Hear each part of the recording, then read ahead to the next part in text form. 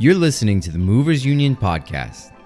We're here to talk about movement, philosophy, and everything in between. My name is Ben Wexler. And I am Justin Cooper. We are both movement specialists, and this is the Movers Union. Yo, welcome everybody to the Movers Union. Today is a very special episode.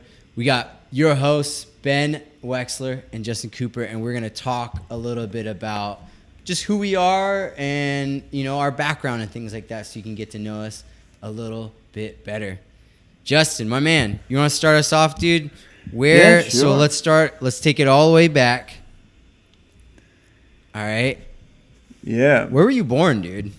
So I was born in New Jersey, right? So All that's right. where it all starts. Right. And then I moved. So really, like, the pursuit of fitness, at least as a profession or career or whatever, started when I moved out here. So I'll kind of start there and lead you into it. But I moved out here to California to start a grad school program for holistic counseling psychology.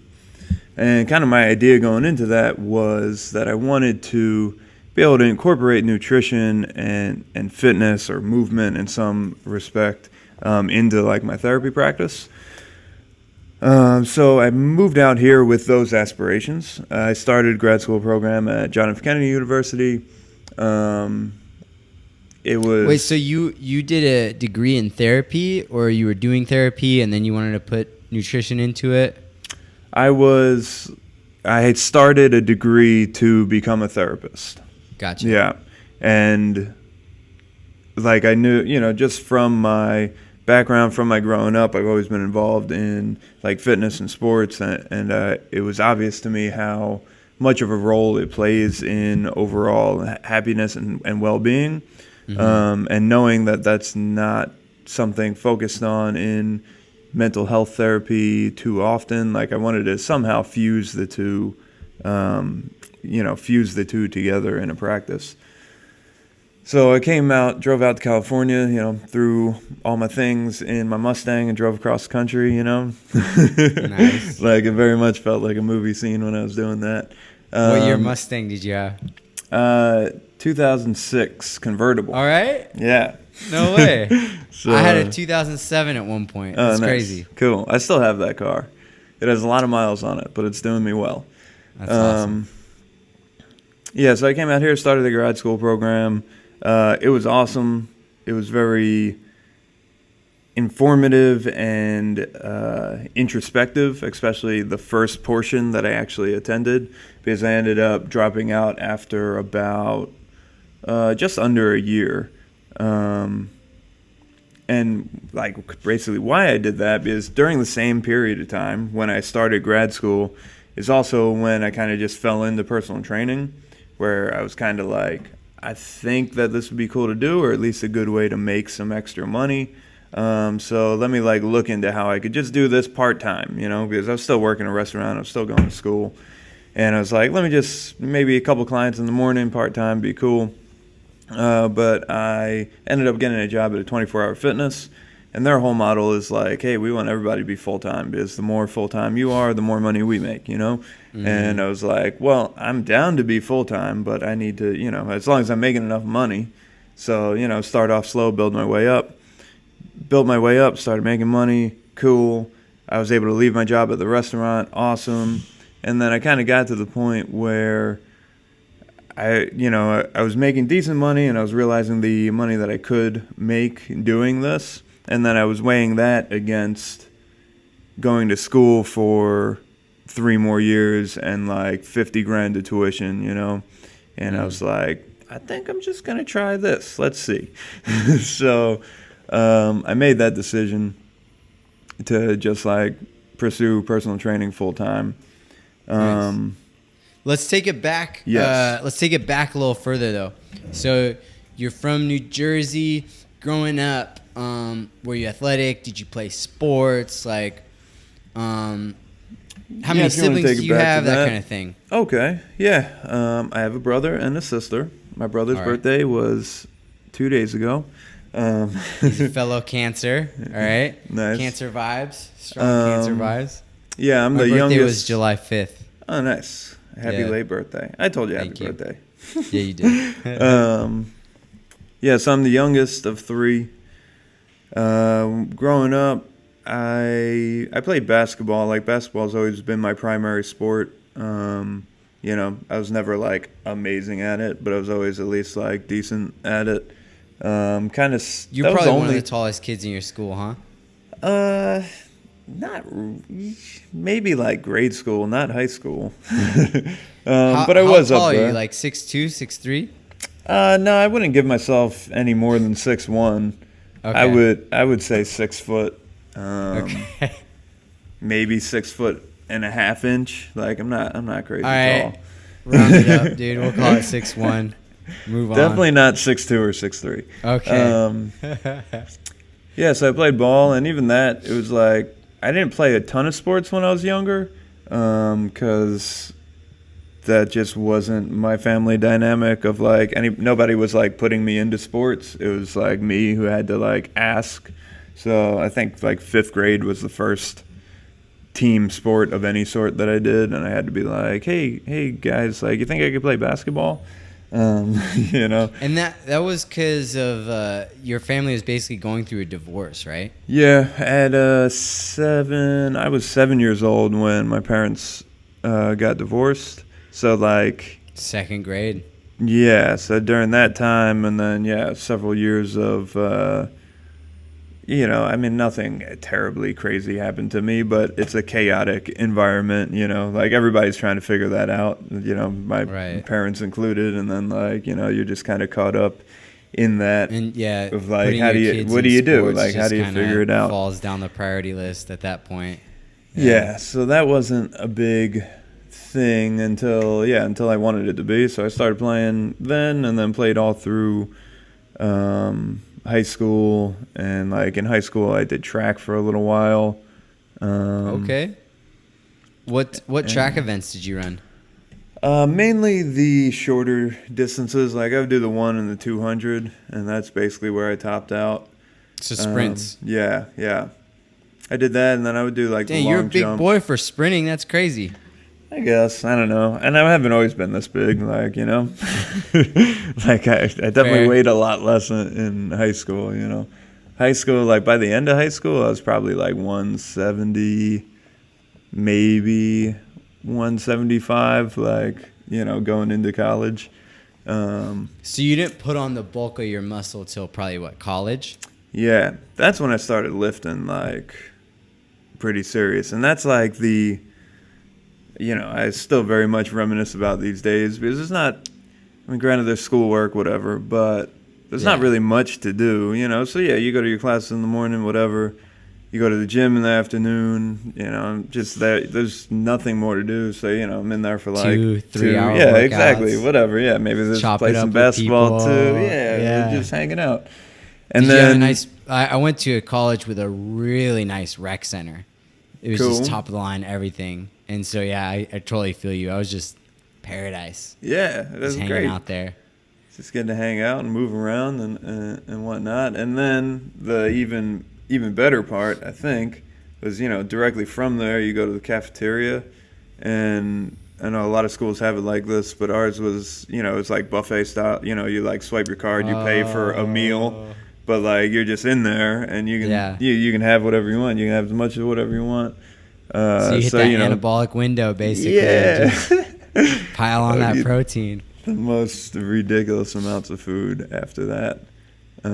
So, yeah, that was when I bulked up the most. Nice. All right, I'm gonna talk about me for a second, and then we'll come back. We'll meet back up in college. Cool. So I was born in the wild and wonderful state of West Virginia. I was born in Huntington. I am also the product of a divorce. So my parents moved to California together and then divorced out here, and my father returned back. I ended up moving back and forth a lot. I have a younger brother, and he kind of moved back and forth. And then one year I came to California, and he stayed in West Virginia, and we were divided. And I was never athletic at all growing up. I stand just under 5'9", 5'8.5", and I was consistently, especially in elementary school, one of the shortest kids in my class. So for me to stand as tall as I do stand today is honestly a blessing. Like, you know, I there's definitely times, you know, like especially, I know you're a taken man, but I'll be on a dating app and it's like, please 6 foot or more only, please. And it's just like, ah. But at the same time, it's like, you know what? I don't care. Like I made it here. You know, I'm happy because I could be a lot worse. And I was never athletic. I had very low body awareness, was never put in sports. Definitely not confident in my athletic abilities. Kids would always be, I have homies I still talk to this day that I've known for like 25 years. They knew who I'm talking about. It would always be outside, and I would always be inside playing my Super Nintendo and stuff. And it was like that for a long time. You know, I did a basketball camp, and I sucked at it. And then right around when I was in college, that's kind of when I started picking back up. I went through a breakup. They say breakups make bodybuilders. That's motivation. Right? You know, so I went through a breakup, you know. I thought she was the love of my life and all that.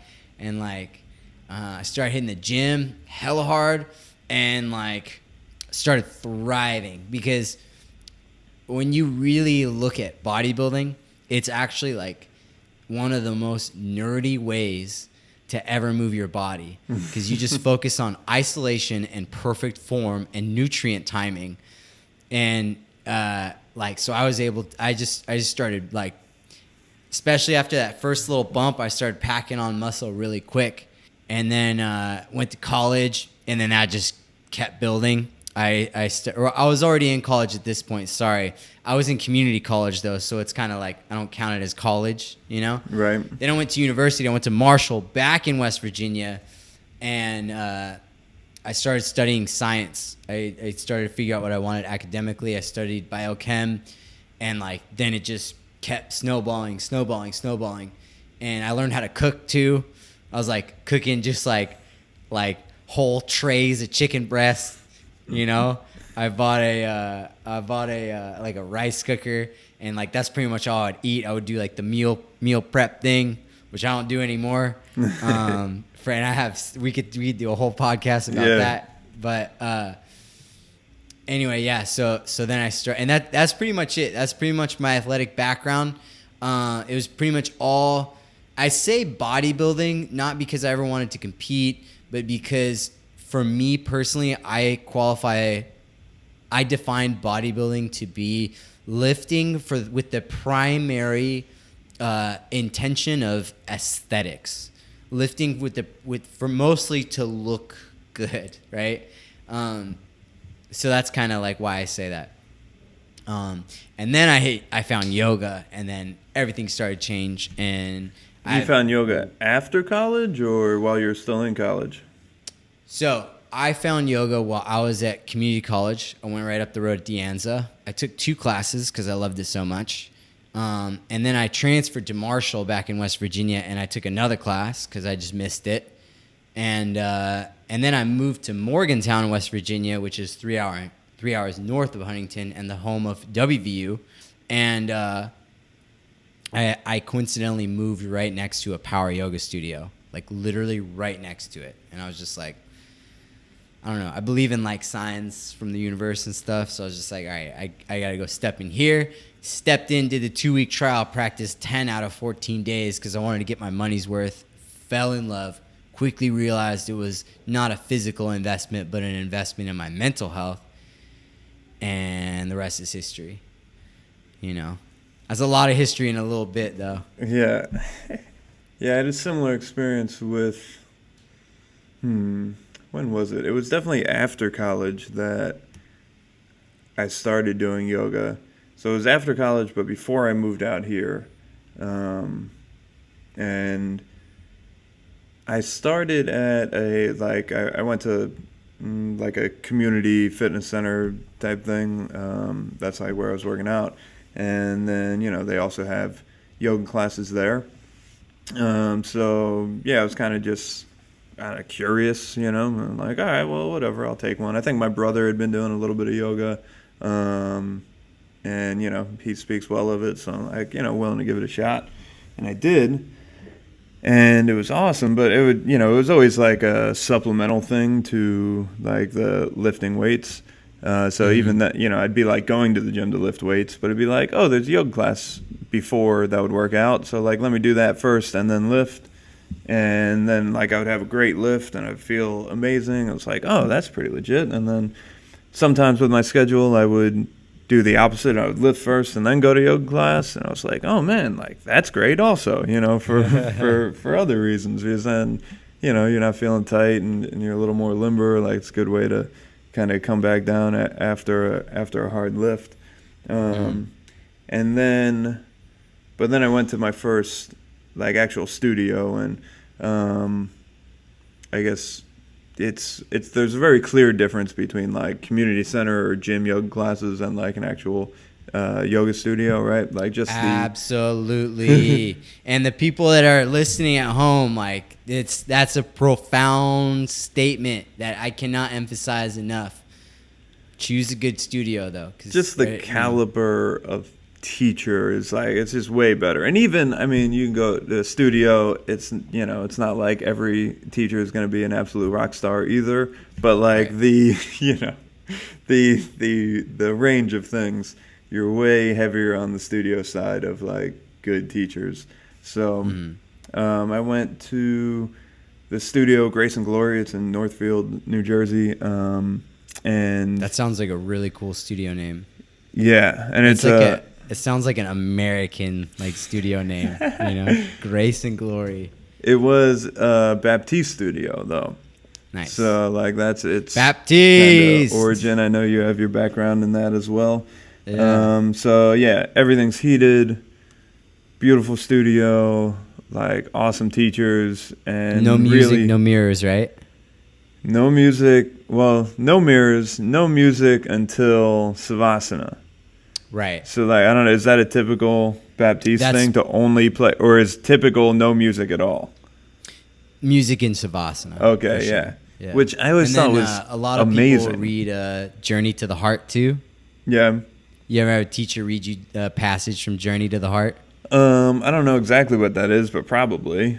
They would do a lot of, like, references. Is that, like, the Baptiste book?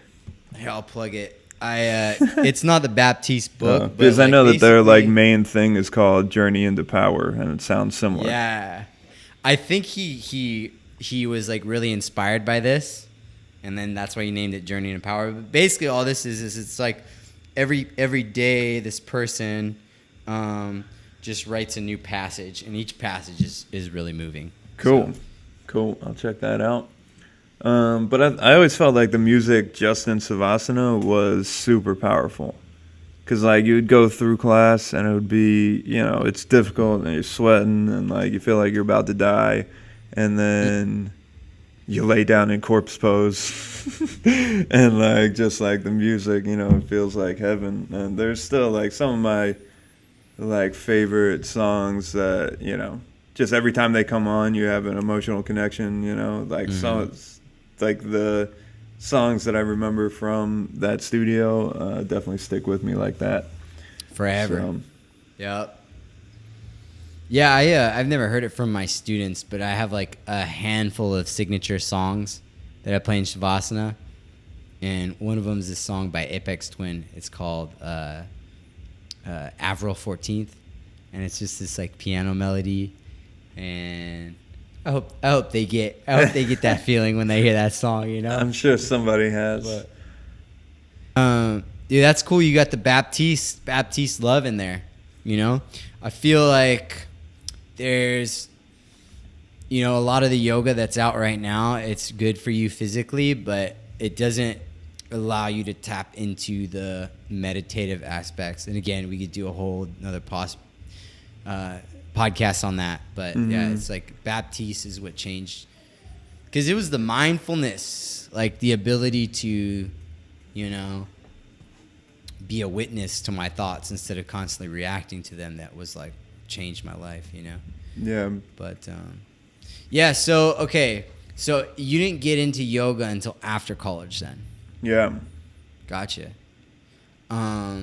So then, tell us your teacher training story.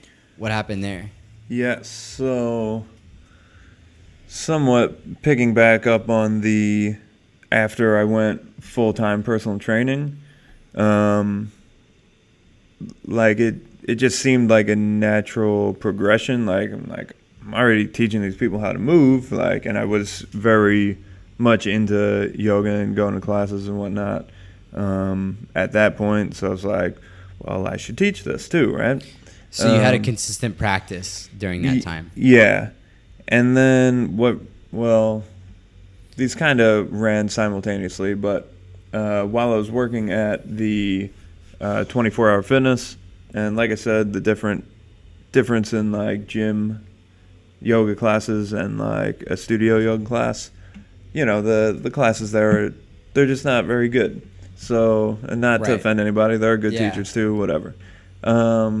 But the love and light in me sees the love and light in them, but nah. If you're listen, viewers, listeners, if you are taking a class, well, obviously it's quarantine right now, so. But if you were taking a class at a gym and you thought that that's as far as yoga could go, you're seriously misinformed. Go to a studio whenever they open again. Okay, I cannot emphasize that enough. And here's a testament to that, because I basically just convinced the fitness manager to let me teach a yoga class. I didn't do my training or anything. I was just like, hey, I want to do that. Can I do that? And he was basically just like, sure. So I started teaching there before any sort of training in yoga. Did they even audition you? Yeah, I went through an audition. I taught a practice class. I just taught a practice class to the fitness manager and a couple of the other trainers. Right. And that was my audition. And I guess they were like, well, he didn't burst into flames. Here you go. Dude, I worked for a club and I was so just wanted to do yoga. And right away they were trying to funnel me into Pilates. I was like, I don't have a Pilates cert. They were just like, you could do Pilates, Yeah. And I was just like, what? And then they even got me to do, and I can't believe I went for it, but they got me to do water aerobics. Nice. I had never taken a water aerobics class in my life, but they just desperately needed someone. And so I studied it. I bought a book, and anyway, that's the this students is the type of level that gyms are class. Operating on. Yeah, exactly. Just to really put it into perspective for the viewers, and the listeners, go to a studio. I know it's expensive, but it's worth it. Okay, can't emphasize that enough. So as I taught a weekly class at 24 for I don't know, maybe it was 2 months or so, I was kind of planning my exit strategy. Because there basically became the opportunity for me to, I knew that I was going to leave 24 for basically money reasons also. The same thing. You go to 24 for a trainer, you're probably going to get someone that doesn't know what they're doing. Anybody that does know what they're doing eventually leaves and does their own thing because you just get they more. They also take a good percentage of the revenue as well, right? Yeah, absolutely. You're getting maybe 30% of what you're actually selling, Yeah. And there are all these rules and regulations and things that you have to do, and you have to work 6 days a week and whatever other bullshit. So eventually everybody goes on their own. So I was planning that exit strategy as well. And then I was like, well, if I'm going to leave here and not really have any responsibilities, I might as well take advantage of that. And I kind of planned a trip to go to Southeast Asia for 6 months. And attached to that trip was my yoga teacher training in Bali. So cool. That's awesome. Yeah. I've heard nothing but good things about Bali. Oh, it's amazing. Obviously, it's beautiful. And, the people are so nice. There's just a different, you go some places and just the full, the idea of what, a community is just different in certain places. This is definitely one of those places where it's just like the idea is just that like everybody takes care of everybody. Like they have 0 homeless people because it just doesn't make sense to them. You know, they're just like, well, wow. they like share living spaces, you know? Wow. Oh my God. That's just crazy to me. Yeah. The thing, but that ties, so it's basically what they are is like there's a stronger consciousness over there. That's what it sounds like to me. Yeah, like, it could be described like that. What I think about homeless is there's a small percentage of them are what we think they are or how they are portrayed as like people that are in a tight spot. But in my opinion, from what I know and the research I've done, is a lot of them choose that life because it's a life that allows them to do drugs and things like that. And so in a place like Bali, it's like that thought of breaking away from society so you can live a pleasurable life, if you will, doesn't even cross anybody's minds. Yeah, and I think, or maybe I'm taking it too far. I don't know. That's definitely an aspect of it, right? But then there's also like, well, just the sheer number of people. There are way less people there, so like it's more, it's kind of more doable to be like, oh, well, let's just have everybody take care of everybody, and let's, like it's like if there's a problem, like if there's if a street needs to be paved or something, like it's the people on that street that are going to be paving it, like there's not some, at least it didn't seem like there's some like larger overarching system of support or anything, it's like, which is part of it. Like you can be, and especially in California, and I don't know, I fall on both sides of this where I'm like, it's definitely an issue, but I don't know what to do about it, whatever. But like the amount of homeless people here, I mean, a lot of it is because, well, they're enabled, like, and not, right. There's a lot of mental health and drug abuse and that being part of it. But like, well, they just, you're allowed to set up a tent on the side of the street and live there, and then you can go to the, to the food shelter or whatever. Like, like there are all these systems put in place to help protect these people, which I think is also great. But I don't know. There's a weird dynamic there. Yeah, it's very easy to abuse. It's one of those things that's good intention, but it's easy to be taken for granted. Right, and then with the amount of people, it it can get out of hand. Yeah. And another funny thing about where we live, good old SF Bay Area, is right when quarantine happened, I read an article that said that, I'm not sure if it was in SF or San Jose or both, but they were like giving homeless people not just money, but drugs as well. I saw that. They were giving them drugs and alcohol. Yeah, they were literally giving them drugs and alcohol, dude. Yeah. And you want to talk about enabling, Yeah. In a way, it's beautiful, but in another way, it's like, come on, man. Like, why does California have to be such a meme sometimes? Yeah. That's crazy. Anyways, let's get it back on track. So we were talking about, where did you do your training at? I did it at the Yoga Barn in Ubud, Bali. Oh, that's which is right. Indonesia. So I don't know. The country is Indonesia. The island is Bali. The town is Ubud. There you go. And then Ubud's like a big city, right? Or it's the big, quote unquote, big city for over here. Yeah. I've heard the name come up. There's a lot. Like that's like crew. the main tourist place, There I would it say, is. for there, which is amazing for so many reasons. And there's a very, I don't know, to use, for lack of a better word, just like yoga feel to it. Like there are a ton of different yoga places. Yoga Barn is like the biggest yoga and like holistic center that I've ever seen, like anywhere in the world. They just have so much going on.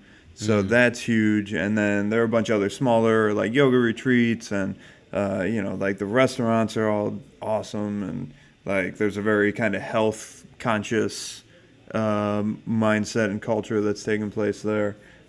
So yeah, God, there's a lot. I wish we had that. There's a lot of that going on. I wish we had that. You know, people Yeah. don't see that being unhealthy doesn't just harm them; it literally harms everyone. Yeah. Like, but I digress. You know, it's like if you have a really unhealthy person who's not unhealthy by like genetics or some unfortunate thing, you know, it's like if you're unhealthy because of things you could have controlled, you're feeding a system that shouldn't be allowed to thrive, and you're weighing down another system, the healthcare system. Yeah, it's just a whole mess, you know. Yeah. But that's awesome that you were there and you were able to experience that. You know, that's why traveling is important. Traveling's so important, so you see what else is out there, you know. Yeah, it really opens So- your mind up to all the different ways of living. Like, and you realize, like, okay, you know, you're born in one place and you just, you know, that's what's around. And you're like, okay, this is like what life is. Right. But then, like, you go somewhere else, and especially if you're talking about going, you know, to different countries and different continents, because you go somewhere else and it's like, oh, that's nothing what life is like here, you know? It's like you start to figure out, like, oh, there are a bunch of different ways that you can live, and you can choose to live these different ways, and you know, you can take the more ways that you see, the different pieces of culture and ways of life that you see, you know, you can take something from each of those cultures and start to kind of mold and build your own way of life or whatever. Of course, you do have to choose a place to do that in, so there's like certain limitations. But then you also realize, well, I could choose to go live in Thailand. There's nothing really stopping me other than like people at this point that you know, people that I don't want to leave. But other than that, nothing, you know, it's possible, you know, and until you go there, you wouldn't, most people wouldn't even think that it's possible, you know. That's kind of where I'm at right now. Is I'm trying to figure out where to go from San Jose. You should go to Thailand. Like, you know, and it's not even like that's funny. It's not even like a question of like geography as much as it is culture. You know, like I want to go find a community that I resonate with. You know, but I digress. Did you go to Southeast Asia at all? You haven't been I've over never there at been all, to right? Asia. You should go to Thailand. Yeah. Yeah. And then wherever else you want from there, but like go to Thailand. Like you have to experience it. Yeah. Like that's the coolest place. I mean, you know, Bali is up there. Bali, Thailand, Vietnam, they're all kind of up there. But if I did have to pick one, I would pick Thailand. And yeah, like you should totally experience it. I mean, you would absolutely love it. And you would find people and places like that you're looking for. And, you know, it's super cheap, but it's also awesome. And it's like one of the most beautiful places in the world. Like, you can't beat it. And whether you want beaches and islands, or if you want city, or if you want mountains, like it's all there. So that's what I want. I want all of it. See which one you want. You know. You know, that seriously sounds I love being in like. I love just the raw kinetic energy of a big city, because I feel like being around a lot of motion puts you in motion. Mm-hmm. And like it just doesn't really. There's not a lot of room for stagnation, but I also need the water, but I also need the mountains. You know, so. And I also need cool people that aren't too brainwashed by city life, you know? Yeah. You know, like you can't just be all money, but you can't all be like all wishy-washy where, you know, just go wherever the tide takes you, bro. Because then you don't go anywhere, you know? Right. So you gotta have both. You gotta have both. You gotta be, you know, hustle, but also enjoy. Yeah. You know? So anyways. I'll check it when the travel ban against the United States that has just been placed that I'm very upset about.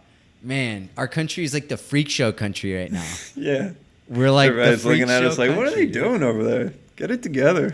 Yeah, we're supposed to be ahead of this. Like we should have been the first to just not get it at all, you know, and like just squash it. But nope. Whatever. Another topic. We'll stay on topic. All right, switching it back.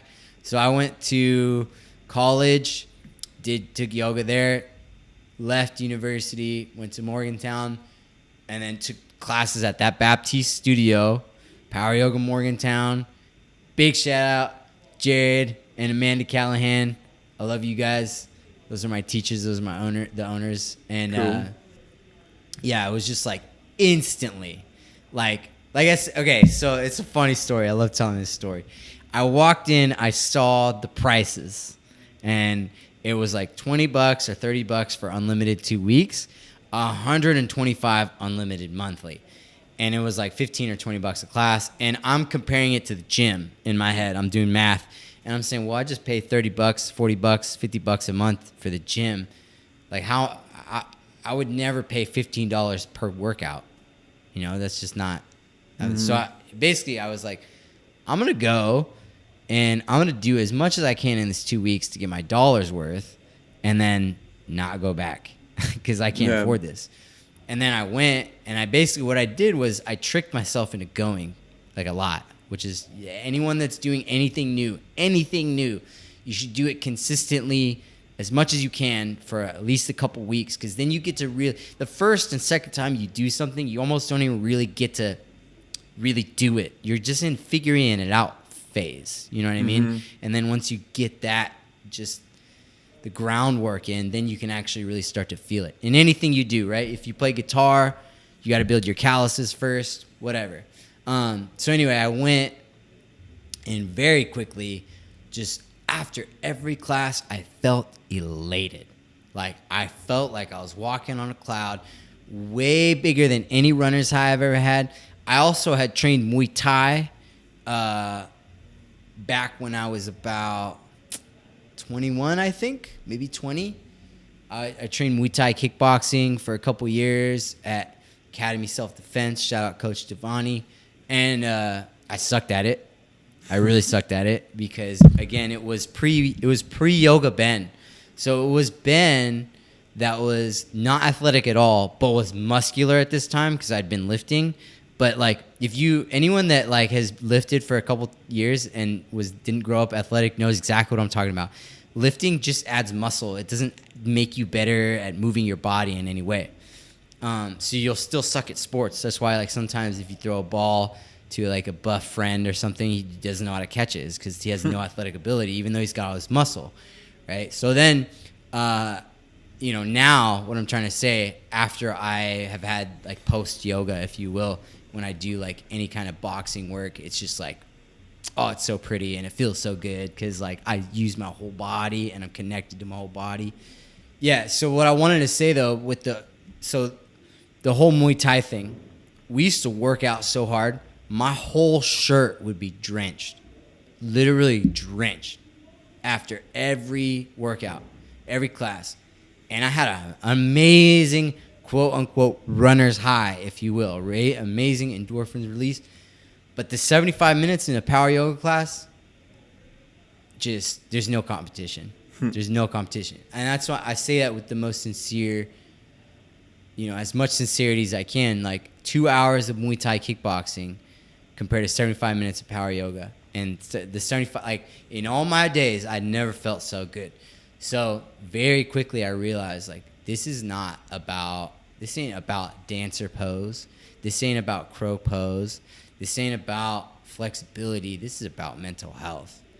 And then I started naturally developing mindfulness, which I don't want to lose too many of our viewers, but like mindfulness, once you start really cultivating that, you realize you don't have to react to all of your emotions and that you can just observe them. That's a superpower. It's a superpower, And then I did that long enough. I went. Oh, and then I bought his book, Journey in Power, Baron Baptiste book, Journey in Power. And in it, one of the first things he says is practice every day. No matter what, practice every day. No matter if you're sore, you're tired, you're hungover, practice every day. Do it for 30 days is what he suggests. And I was like, okay, that makes sense. Because in yoga, we have something called child's pose. So if you really are not feeling it, you could go to a class and literally do child's pose the entire time. And if your teacher says anything, fuck your teacher, you know what I mean? Like this is your time, Like it's I don't know how you feel about that. Like I think as a teacher, it's your job to try to pull them up, but also respect that they might just be having a day, you know what I mean? And that's kind of a hard thing that we have to do. But anyways, like you as a yogi, one of the things you learn is to like be with the group, but also not be afraid to do your own thing for a little bit. So anyway, like I just thought, okay, if I'm gonna do this, and I could take child's pose, I could chill if I need to, and the important thing is that I show up. I did that. I ended up doing it for like 46 days, and then during that time was also my birthday. So I practiced on my birthday. I think it was like day 40 or something. And I was just like, you know what? There's teacher training coming. I'm treating myself to this teacher training. I'm signing up. And I didn't do it with the intention of becoming a teacher. I was really, really into it, and it just seemed like the next logical step. What happened from there is a whole different story. What about you, man? What do you feel about, like, if you want to talk about yoga for a minute, what's like a cool little side benefit you would say? Yeah, I mean, I think you touched on it, like the mental benefit of it. So like I think that there's a benefit in making yourself do something that you don't really want to do, right? Absolutely. And maybe it's not like maybe you do want to go to the yoga class, but then like when you're in class, there's definitely going to be stuff that you don't want to do. Like, oh yeah, like, chair pose, like, oh great, like, or whatever. You're holding your warrior two or whatever it is, and you're just in it for like longer than you would want to be, Yeah. All those little things come up, and then more difficult poses, you're in your crow pose, you're trying to hold it until they tell you not to come out of it, or like whatever it is. There are all these little challenges built into class as well. But like you touched on, like what happens in your head when those things come up. So when you're put in this situation of some challenge or some struggle or some suffering or whatever, like how are you gonna react to it? And I mean, the class kind of forces you to just deal with it because you can't say anything, and like like most people's it's a product of your ego, but you're in a class with other people. You don't want to stop doing the thing. You don't want to be like the person that, just stands there or puts their arms down or whatever, you're like, you're in the class. So you made the commitment to try to do everything that the teacher says, along with taking care of yourself, whatever. Maybe you do need a child's pose for a moment. Cool. But like in each moment, you should be trying to do the best that you can. And you realize what your mind is telling you, like when that happens, and you realize that it's just bullshit, basically. Right. Like, you're standing there, so, whatever. You're in your warrior two with your arms extended, and you're like, man, my shoulders are burning. I want to put my arms down. And then, but if you question that, you're like, why do you want to put your arms down? There's no real answer to that, Right. other than it is just like, oh, well, it's uncomfortable. Like, toughen up. Come on, man. Like, like. That's what you're doing here. Like, you entered class knowing that things would be uncomfortable. So now you want to stop because it's uncomfortable? Like, you just hold through it. And you kind of get that. You kind of harden your mental abilities and your ability to realize that there's something going on in your head that isn't necessarily you, or like, you get to make that final decision. So there's something going on, and then there's also the you that gets to actually make the decision. Right. Yeah, it's twofold. It's like the first is straight, just like you cultivate determination and perseverance, right? Like, okay, I don't want to do this thing. I'm going to do it anyway because I know it's good for me. But the second part is you actually can rewire it in your head so that you don't actually see it as this thing you don't want to do anymore, So it works. It works from all angles, It's like, yeah, I don't want to do this. Too bad. And it's also like, I don't want to do this. Well, why don't you want to do it? Yeah. So. And then there's also the part of you that's like the in the moment part of you that is maybe telling you that, like, I don't want to do it because it sucks right now. But then there's the prior to class part of you that said, like, no, it's going to be a good thing to go to class, and then it's like, well, which one, are you going to succumb to the kind of instant gratification part of you that's like, well, let's stop doing it because right now it would just be better if we stopped doing it, you know?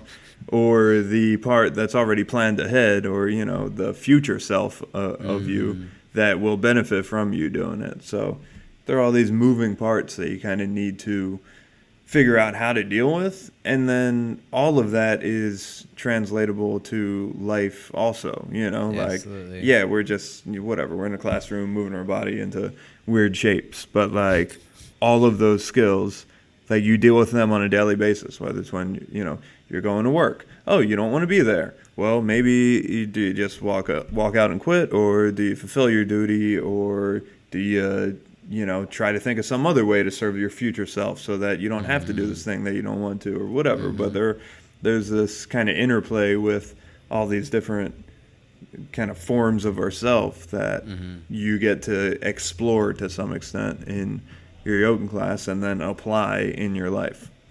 Yeah, it's like a yoga class is really cool because it's like a big stack of problems in a very little time. It's basically problem solving, you know? And then, you know, so you have like, I don't know, hundreds of problems that you encounter in a yoga class.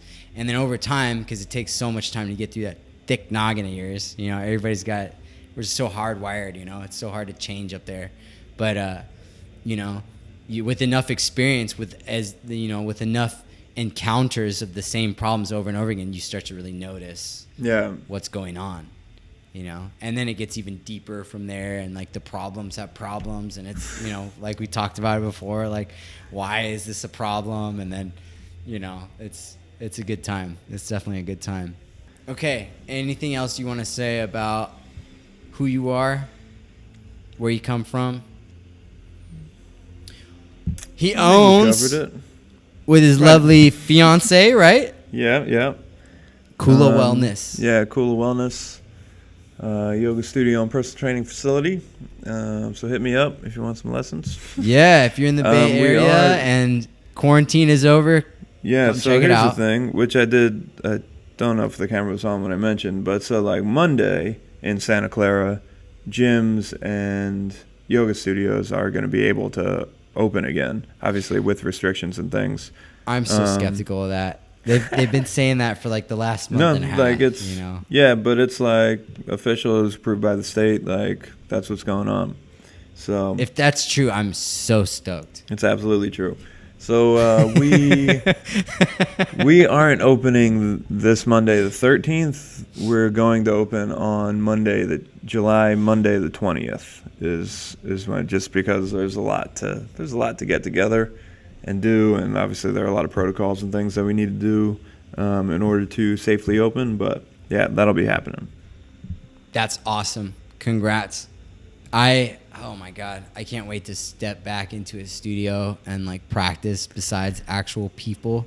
Yeah, it's going to be with very limited people. Yeah, God, that's gonna suck. So 150 square foot per person is basically what the. Oh my God, how many are you gonna get to fit in the studio? In mine, we're gonna have maybe 5. Okay, that's not bad. Like 4 or 5. I haven't fully, you know, we gotta figure some things out, but I think it's gonna be 4 or 5 in studio. That's not that bad. Yeah. There's something to be said about breathing together, you know? Oh my God. It's just, it's an amazing experience. Everyone's gonna have to have a mask on though. Gotta practice with mask. Wow. Just another problem to solve. There you go. Yes. And that's the right way to look at it too. Yes, absolutely.